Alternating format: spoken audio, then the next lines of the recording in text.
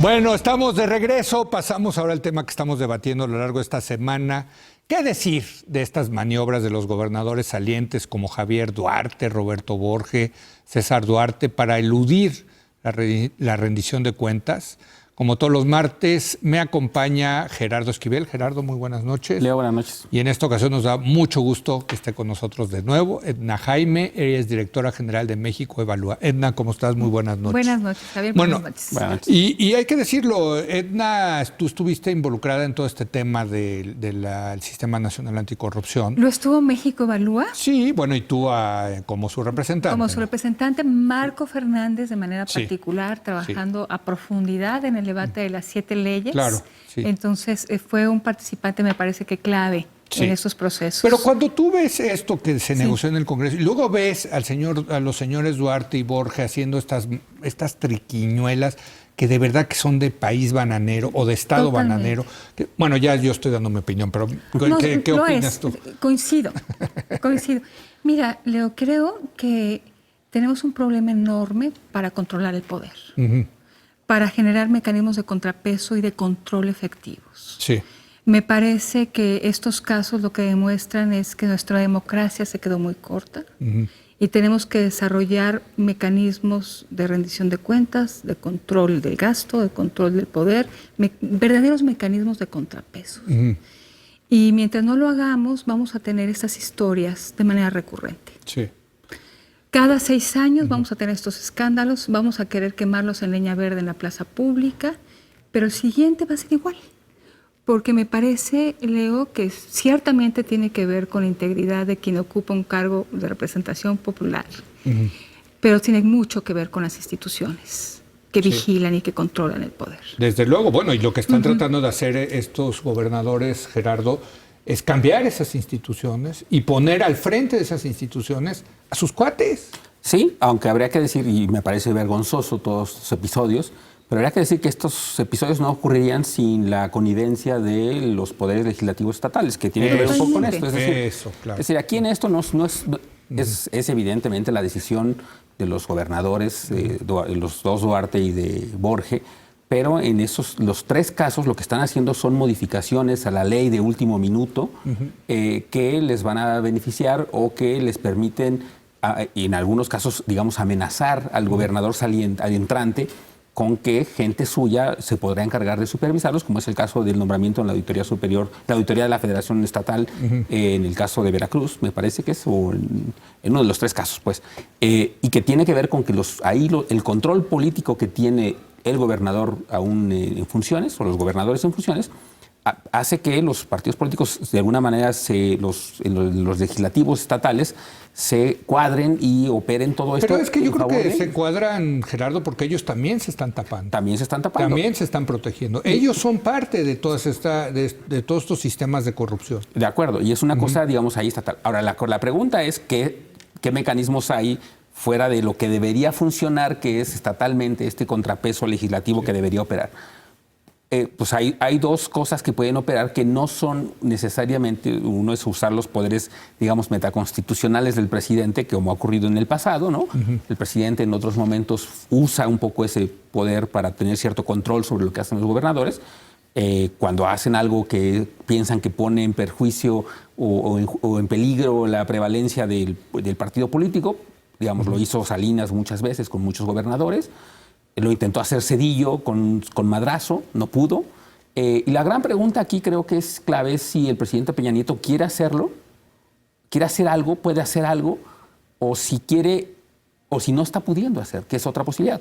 No, eso es que no quiera o que no pueda. ¿Y tú qué piensas? ¿Ustedes qué piensan? Yo creo que es una combinación de ambas. Creo que, por ejemplo, ha dado algunas señales muy tenues de querer hacer algo. Por ejemplo, hoy mismo se supo que la PGR va a, por ejemplo, empezar a investigar las empresas fantasma en Veracruz. Ya unas semanas pasadas supimos que el SAT se involucró en el tema de las empresas fantasma en Veracruz, que habrá que decir al auditorio, le permitió, hay unas denuncias de que se movieron ahí por lo menos 645 millones de pesos que iban destinados a programas sociales y que mediante estas empresas fantasmas no se sabe qué pasó y no hay una rendición de cuentas sobre ese recurso. Bueno, el SAT anunció una investigación, ahora la PGR empieza a investigar. Es decir, si es un poco, digamos, usar ciertos instrumentos. Esos no son metaconstitucionales. Esos no son metaconstitucionales. No, los metaconstitucionales es que le llamara y le dijera, oye, eso no puede estar pasando. No, y es el líder del... A ver, yo, presidente, soy el líder del Partido Revolucionario Institucional y tú le estás haciendo un daño terrible al partido y te pido, por favor, que te vayas. Pero el tema es que es selectivo. O sea, yo sí creo que ese es el meollo. En el pasado teníamos a un presidente de la República en el vértice del poder político en este país, con mecanismos para controlar a sus gobernadores, que los ejercitaron cada que lo necesitaron. Se nos acabó ese esquema y nunca desarrollamos instituciones locales de rendición de cuentas o de control. Los legislativos son de chocolate, son de burla. No tienen ningún peso importante, ninguna función importante en el control del gasto público. Los órganos superiores de fiscalización están nombrados por los gobernadores. Entonces, tenemos un poder en muchos estados, el del Ejecutivo estatal. Y todo lo demás está diluido. Entonces, nos quedamos sin los viejos mecanismos de control, pero tampoco tenemos nuevos mecanismos institucionales. Pero yo no estoy seguro, Edna, porque... No los tengamos. A ver, el presidente sigue teniendo un poder... incluso no metaconstitucional. A ver, en este caso usar señor Duarte, si usted no se va a retirar la Marina de Veracruz. Sus préstamos que nos pidió aquí a la Federación no han sido aprobados o van a pasar por el proceso XYZ, igual los cheques que le mandamos cada mes. Y en fin, hay manera de apretarlos, por favor. Sí, a ver, si las finanzas públicas de los estados dependen de la Federación, pues hay manera, a ver, hasta jinetear el cheque, de que no llegó el cheque para pagar la nómina. Usted dirá, gobernador, si se queda o ya, mejor se sale. Perdón, eso es ejercer el poder y no hay nada ilegal en eso. No, estoy de acuerdo, Leo, de que sí le quedan al presidente muchos instrumentos. Claro. O sea, no se quedó inválido. No, hombre. ¿No? Para poder presionar a los gobernadores. Sí me preocupa el carácter selectivo. Eso también. Claro. Sí me preocupa que el presidente de la República pueda utilizar esto como mecanismos de control político, ¿no? Y que pueda también ir tras los enemigos políticos. Entonces, el escenario idóneo es que eventualmente sí logremos construir sin duda, claro. contrapesos. Pues ese es el Sistema estatales. Nacional Anticorrupción. Ese es su gran reto, Leo.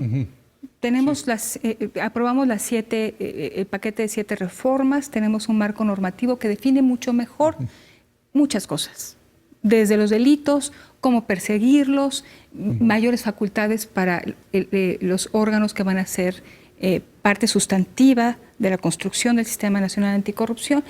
Ahora necesitamos que eso aterrice en los estados de manera correcta. La Ley General de Transparencia, que se aprobó ya hace tiempo, encontró muchos problemas y todavía hay estados que no armonizan sus leyes de transparencia con la Ley General. Sí. Entonces, la implementación es complejísima. Uno de ellos Veracruz, por cierto. Uno de ellos Veracruz. La implementación es complejísima. Realmente lograr traducir una ley general, tenemos 2 leyes generales en el paquete de 7, a mecanismos efectivos de control, va a ser complicado. Y tardado. Porque implica acotar que los propios gobernadores se aten de manos. Y van a hacer todo lo posible porque les quede flojito esa... Pues ya están, desde ahorita, ¿no? Desde ahorita. No se están esperando.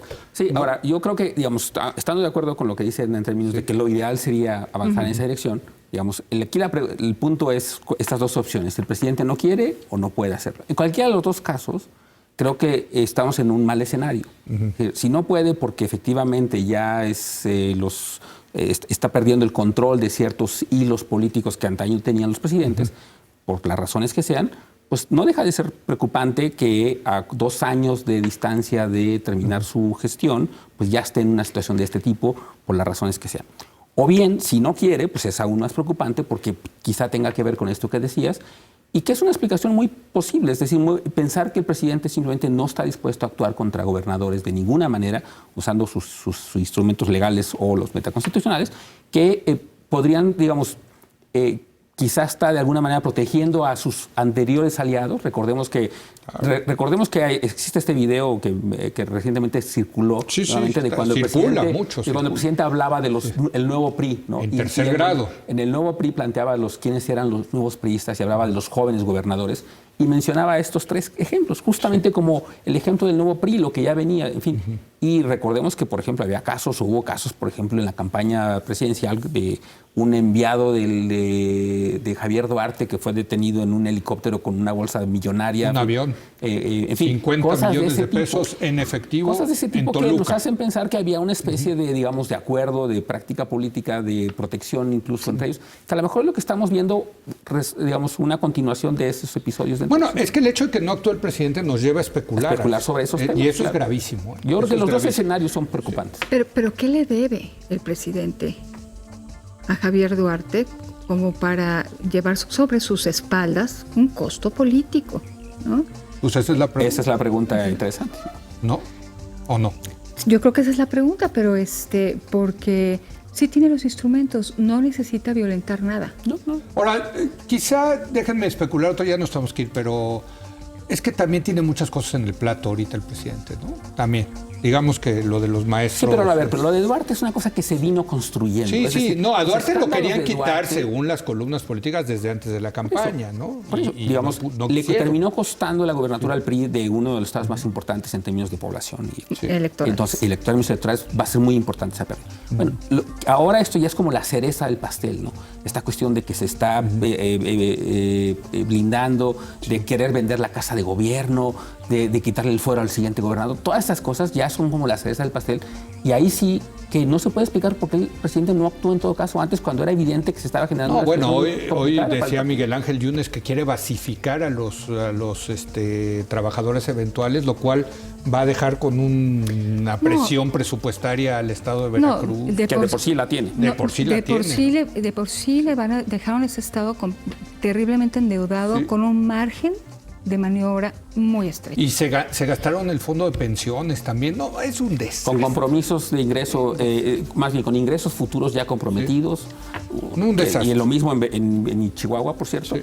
Que le va a tocar a Corral enfrentar esa situación muy complicada. Eso es lo que está viviendo el Bronco ahorita en Nuevo León también. Pero bueno. Ojalá que las instituciones operen. Que no queremos una venganza ni que se queme en leña verde en la plaza pública, que las instituciones funcionen. La Auditoría Superior de la Federación tiene observaciones respecto a fondos, muy claras, a fondos federales. Existe ya la evidencia para actuar a través de los mecanismos institucionales. Y ahí está la denuncia, no la denuncia, el reportaje de Animal Político de los 645 millones de pesos. Durísima, de empresas fantasmas. Gracias. Gracias Leo, por haber venido. Gracias. Gracias, Leo. Javier. Gracias a ustedes por habernos acompañado. Yo lo espero mañana en punto a las 10 de la noche, cuando otra vez sea la hora de opinar. Aquí nos vemos.